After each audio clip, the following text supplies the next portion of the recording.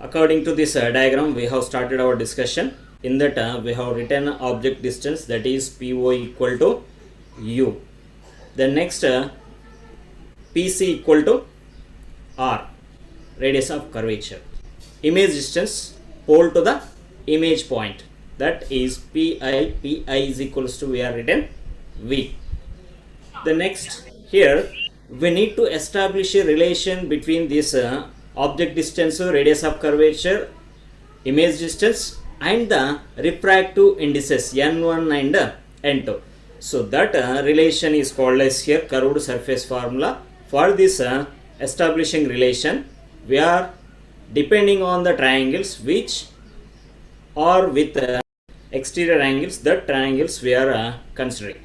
So look at that sentence. The next term here, find out the triangles which has exterior angles here. Triangle ACO. From that you are able to write exterior angle theta 1 is equals to alpha plus beta, sum of the two interior angles. The next another triangle with exterior angle is triangle ACI. So using that triangle, I am able to write exterior angle beta is equals to theta 2 plus gamma. Just transpose it to get the theta 2 value here. Theta 2 equal to, I am writing beta minus gamma. Then what are this theta 1 and theta 2? They are what? Incident angle? Angle of refraction. Refracted angle. Very good. So here, is there any relation between that angles? That is given by Snell's law here, right? We have relation between them, that is n1 sin theta 1 equal to n2 sin theta 2, using n1 sin I equal to n2 sin R. I replaced by theta 1, R replaced by theta 2. Okay, I know theta 1 and theta 2 values. And so substituting that in the Snell's law, n1 sin theta 1 is what here? Alpha plus beta. So replacing theta 1 with alpha plus beta, that is equals to n2 sin theta 2 is equals to, we know, beta minus gamma. So that written here. Then highlighting this one, this is the equation number 1. So up to this point we have completed in yesterday's discussion, right? And given this equation as number 1. Then here we need to discuss about one point, that is here. See what happens if angle alpha is very smaller. Did you see that image on the screen? You have image. Where is alpha angle? It is made by the incident ray with the principal axis. So what happens if alpha becomes very smaller? That ray actually meets at point A. If that angle becomes very smaller, so it will come closer to the principal axis. It comes closer to the principal axis, right? In that case, what happens, right? That ray becomes very close to the principal axis, right? See here. Suppose if there is a principal axis like this, this is principal axis, and see here, if a ray very close to that principal axis, right? So this ray is said to be here paraxial ray. Simply, which is called as paraxial ray here? The ray which is very close to the principal axis. So if it is multiple rays, if that rays are very close to the principal axis, we can say that as paraxial rays, right? Paraxial rays. So in this case, here see that angle alpha becomes very smaller here, right? So in our discussion, we are making them as approximately. Suppose here you have sine alpha plus beta. If alpha becomes very small, what about the beta? That also becomes very smaller here. So this alpha plus beta will give you very small values. So sine of alpha plus beta is equal to, we are approximating as alpha plus beta. So this is called paraxial approximation. Here, look at here what happens. That paraxial rays means I have given that meaning for them as rays very closer to the principal axis. Then the angle is approximated only with the value, that is called paraxial approximation. So according to that, what we'll do here, sine of alpha plus beta and sine of beta plus gamma, both approximated with their angle values only. See here, sine of alpha plus beta equal to what I have written, alpha plus beta. This is called approximation, paraxial approximation.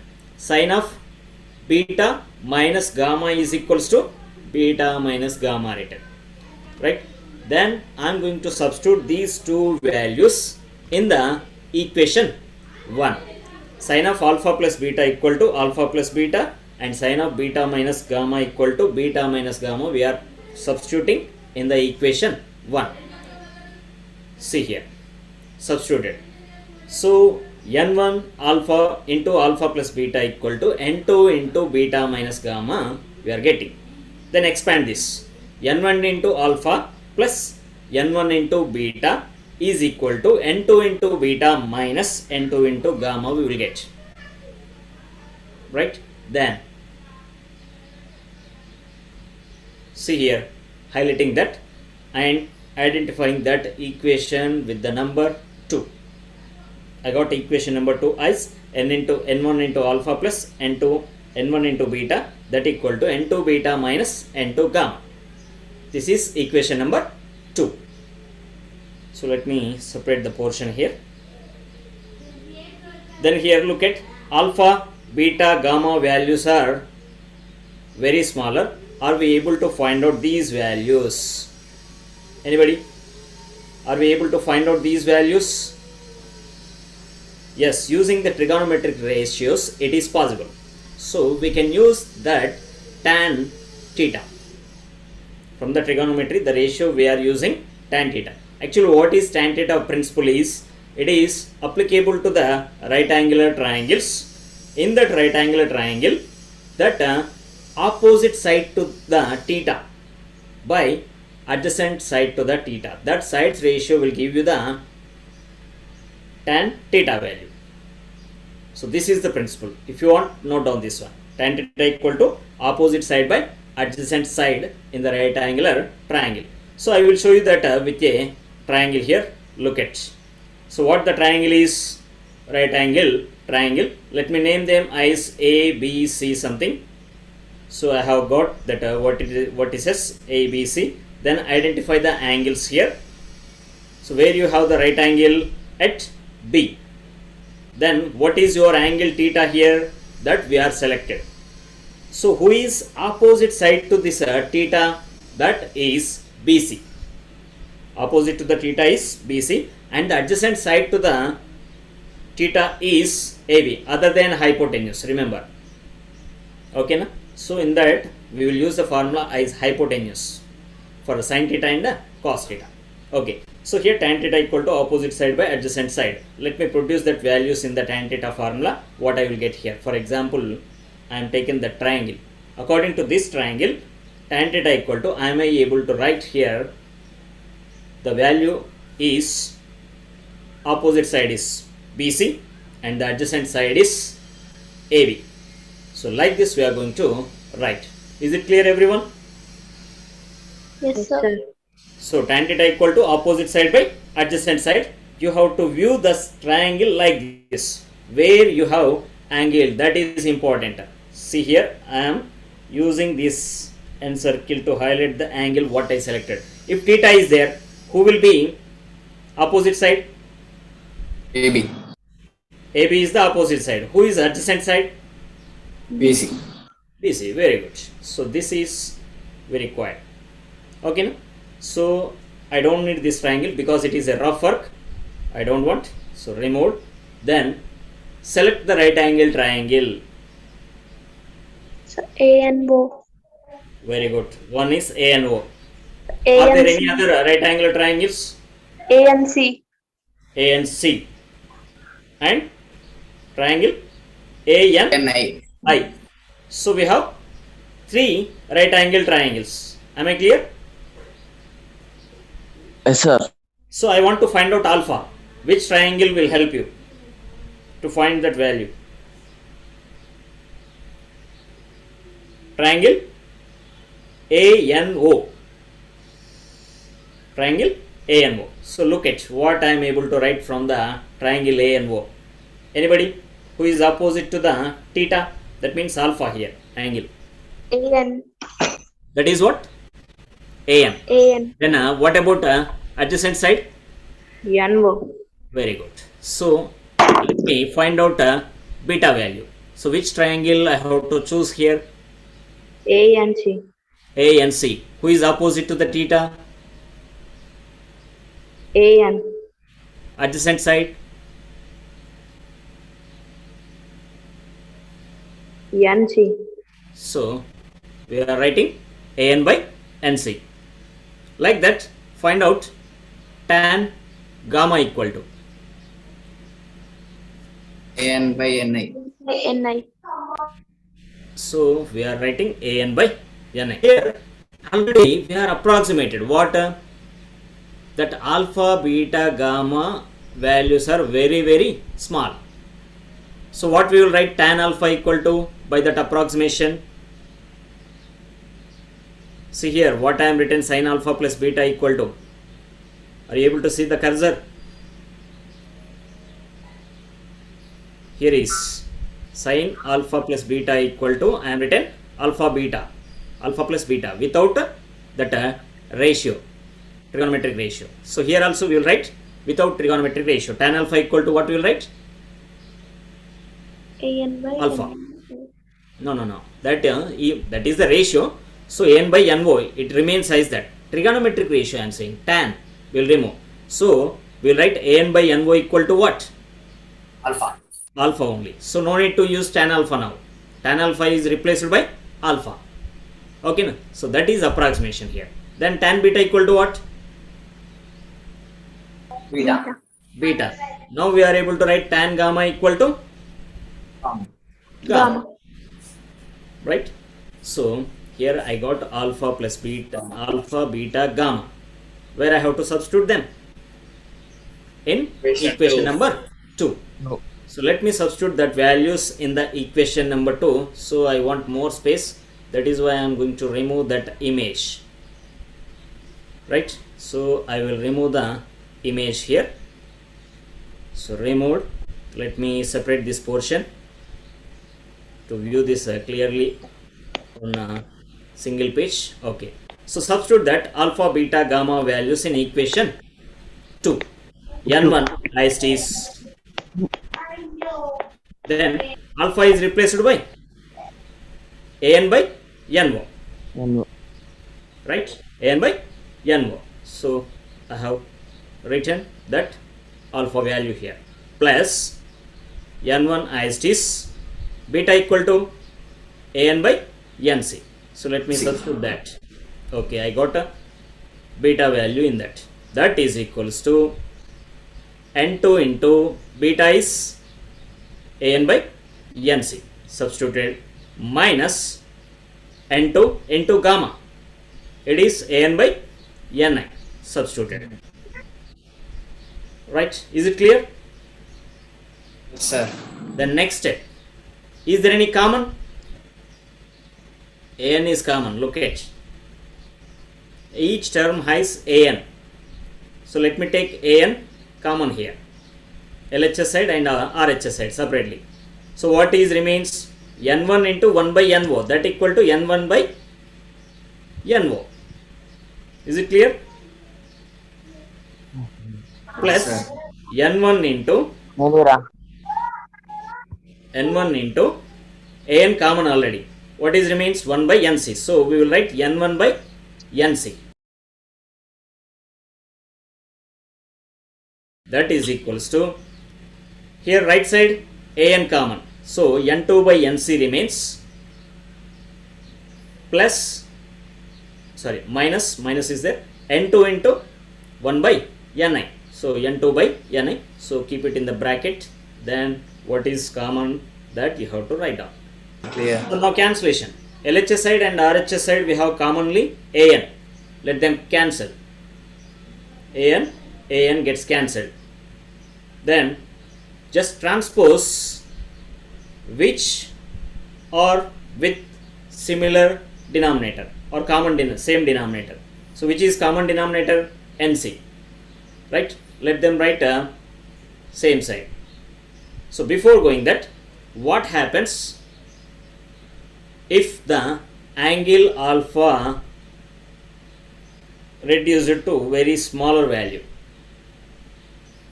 right? So look at here, I will show you that in the diagram. So actually the ray is going to meet at a point A in our diagram. So this angle is assumed as alpha. Now that alpha value I am going to reduce, right? What happens if I reduce the value to very smaller? So this point what you got here, it comes here, yes or no? Then here you constructed one normal that moves towards left, so n comes here. If further reduced like this, what happens? This n exactly coincides with the p. Am I clear? N coincides with the p for very smaller angle of alpha. So here n is replaced by p in all the terms. So here NO you have NC, NC, NI. So where you have n, that will be replaced by p. So NO will be written as PO, NI written as PI, NC written as PC. Is it clear? So once again observe that, okay na? After completion of this class. So this is because of approximation. After cancelling, just now what we are doing here, replacing that NI, NO, NC in the above equation by PI, PO, PC. So look at here, N1 by PO is written, NO replaced by PO, plus N1 by NC replaced by PC here. So I got it. That equal to N2 by PC we will write, NC replaced by PC, minus N2 by NI written as PI here. Is it clear? So next step. Here see, in the previous equation, here I have common denominator for these two terms. Let me take that same side. So N1 by PC transposed or moved to RHS side. Then the remaining term will be moved to LHS side. Am I clear? So N1 by PO. So here N2 by PI coming inside. So it will become plus N2 by PI. That is equals to N2 by PC remained there only, RHS side. There is no change in that. Then here that I am writing with the common denominator PC. So individually they have denominator PC, that both together written as N2 minus N1 by PC. Then here we know what is PO, what is PI and what is PC. Anybody? What is PO? So, object distance. That is U. What is PI? So, image distance. It is V. What is PC? Radius of curvature. R. Right? So here to substitute that values in the highlighted equation, what we have to do? So actually this is true only for the situation what we considered.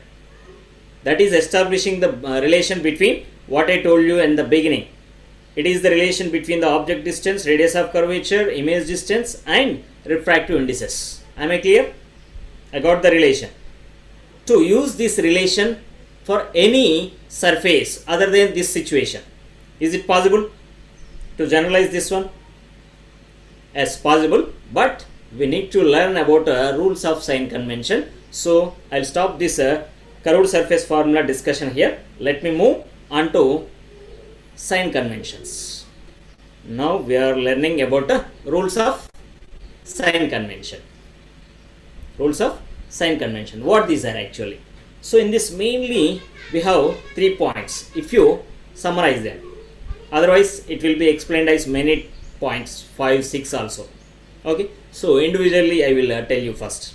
So the first point is all the distances what you are measuring, that should be start from the pole. So any measurement you are taking, any parameter, that means here object distance, image distance, radius of curvature, focal length. How many I got? 4. U, V, R, F. So that are measured from the pole, or that pole also called as optic center in the coming topics, new topics, lenses. Okay, is it clear? The first point is all the distances should be measured from the pole. Then look at that. I will show you that with the diagram here. So it is the curved surface, whatever it may be, the rarer medium, and another one is denser medium, right? No importance to that medium, but here we are giving only importance to the direction of light ray. Okay, remember that one. So identify the pole here, identify its center of curvature, then identify them as pole P and center of curvature as C. Then join them, you will get the principal axis here. After this, just you have to see that red color. In which direction I have drawn? Towards left. Where I have started? It is at pole. So like the arrow direction, you have to start your measurement.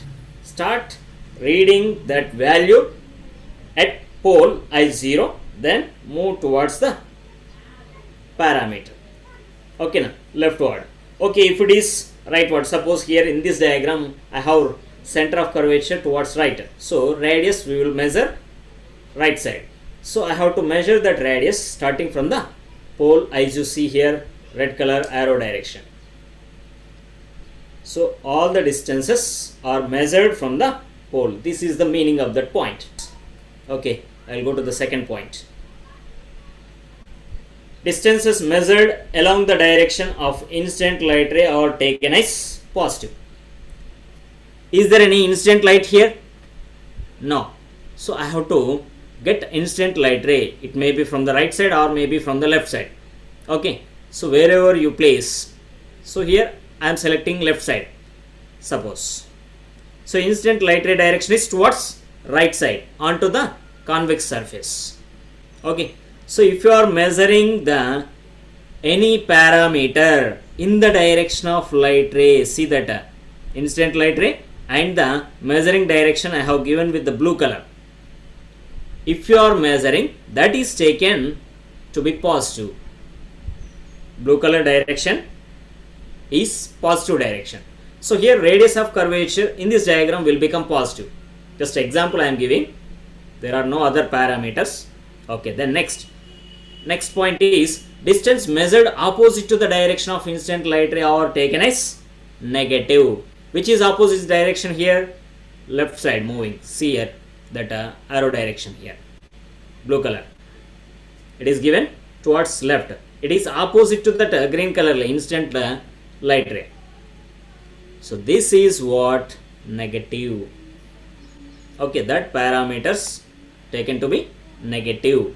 The next point here, measuring the object height and image height.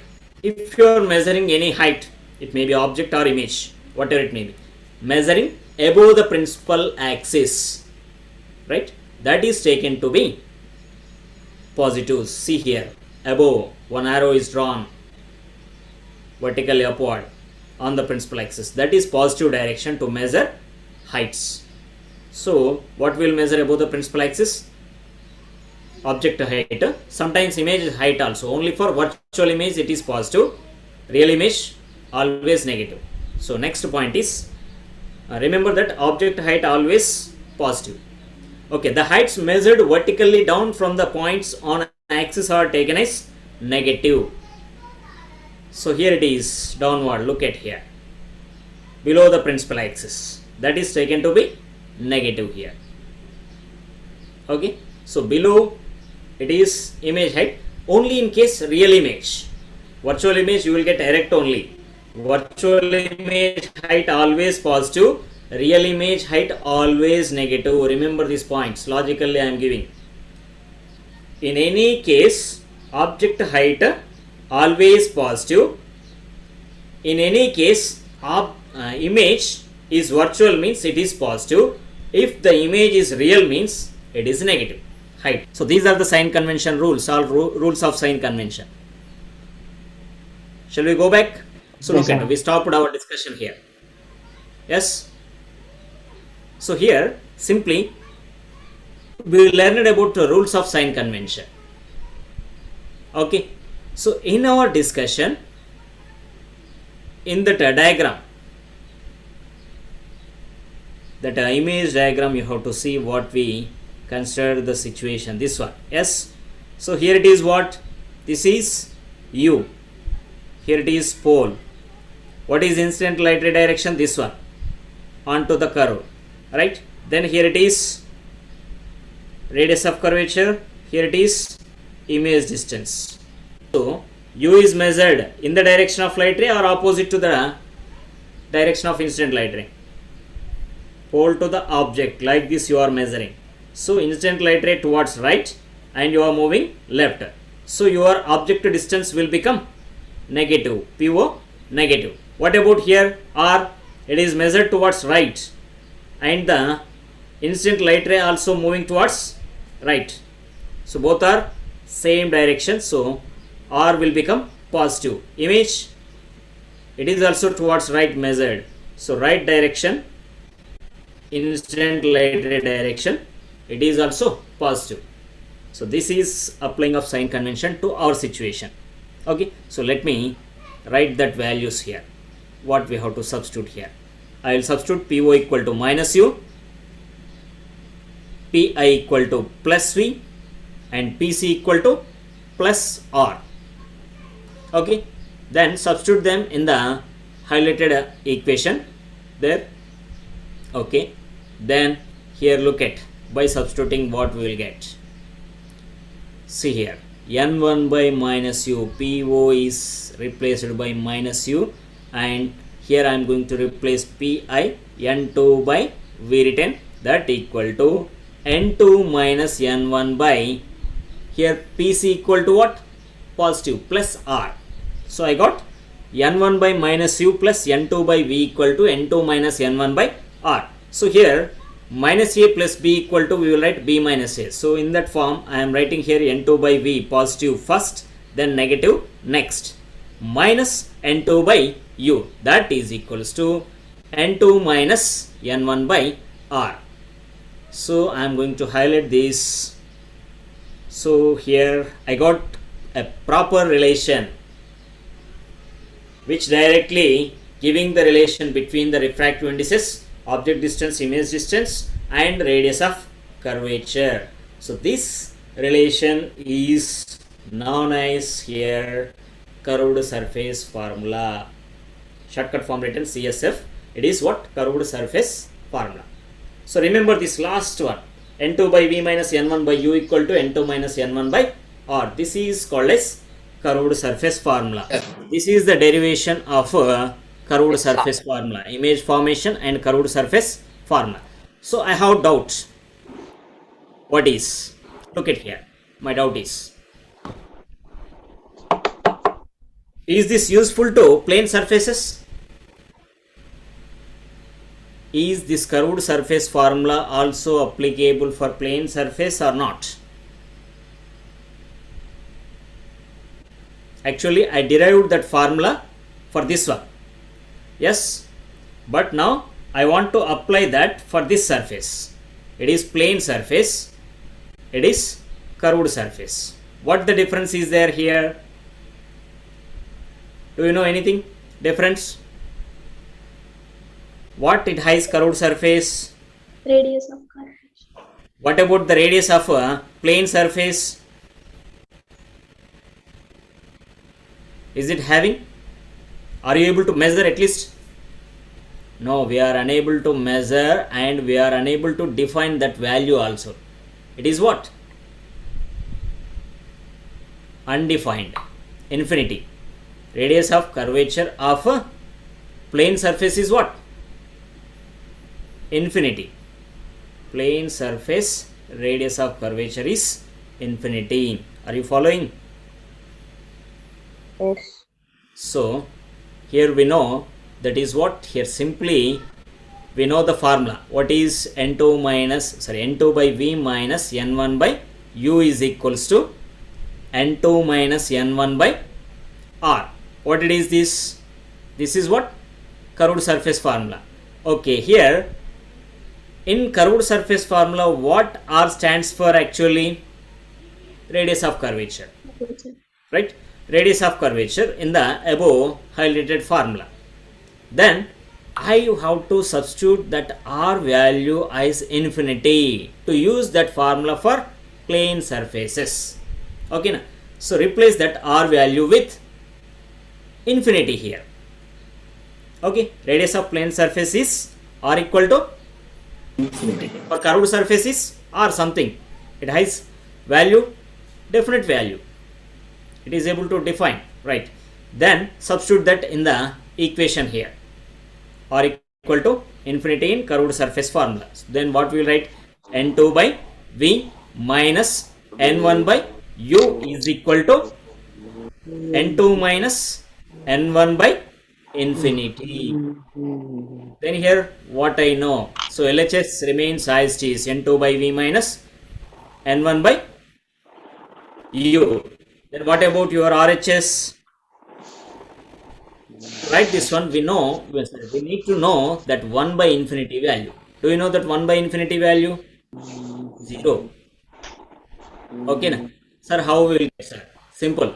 What you are writing, something by 0 equal to infinity. Let me transpose this. Exchange. 1 by infinity equal to what I will write? 0.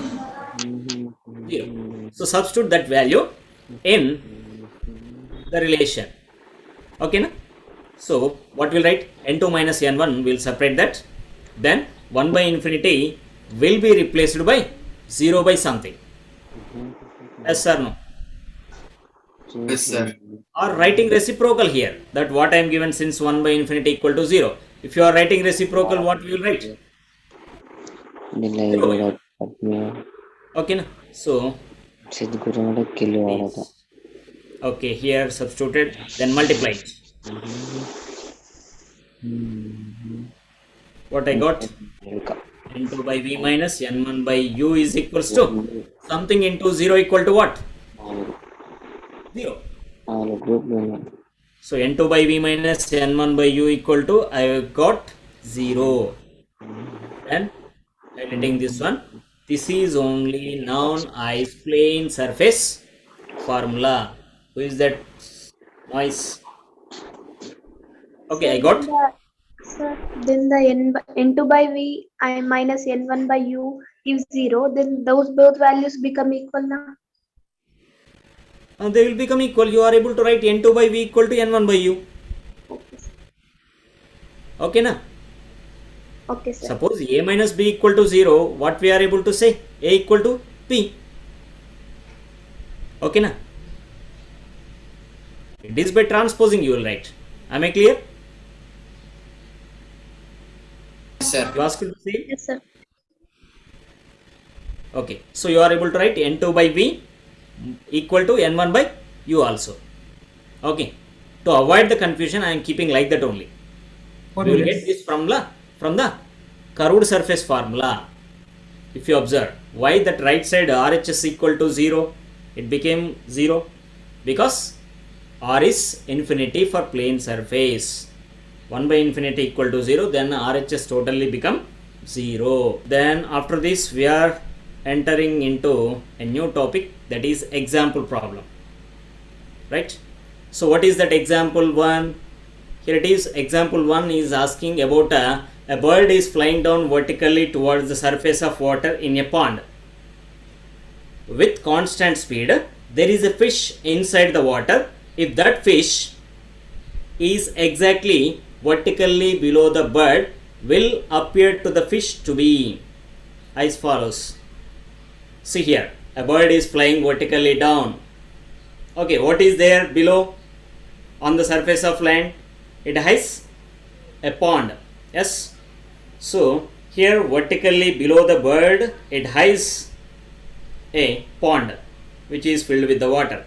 So inside it is observing the fish. Bird is observing the fish. Okay, let me take the fish here. So I got the fish. So here the question is what? Did you understand the question? If that fish is exactly vertically below, the bird will appear to the fish. So who is observing whom? Bird observing fish. No, we are Fish is observing the bird. fish to the bird. See the end of the question, right? The bird will appear to the fish as follows. So here if you put something object in the water, how do you feel? It is as raised one, raised, lifted up. Yes. So bird will view that a fish like that. What about that bird appear to the fish? We don't know. So we are unable to guess it. So I am assuming two situations here. It may be far, right? So options are given here. It is one of the option is given far away than its actual position. So I am assuming that. Look at that. So maybe its image is appeared here. The bird is feeling, sorry, the fish is feeling the bird is far from the original place or actual position. Okay. Closer than its actual, it may be possible. So we have to assume that one also. It may be appear very close to it than its actual position. So see that blurred one. What they are? You have three birds. Only the original one is middle. What about the remaining up and down? They are images. We are assuming. We have to find out which is correct it is. The below or the above. Actual position is middle. Okay. Now, so here we have to answer for these two questions also. Moving faster than its actual speed or moving slower than its actual speed. Right. So here which of the four options are true? How can you prove it? This is our question. According to that, like this we are going to assume. So let me stop here our discussion.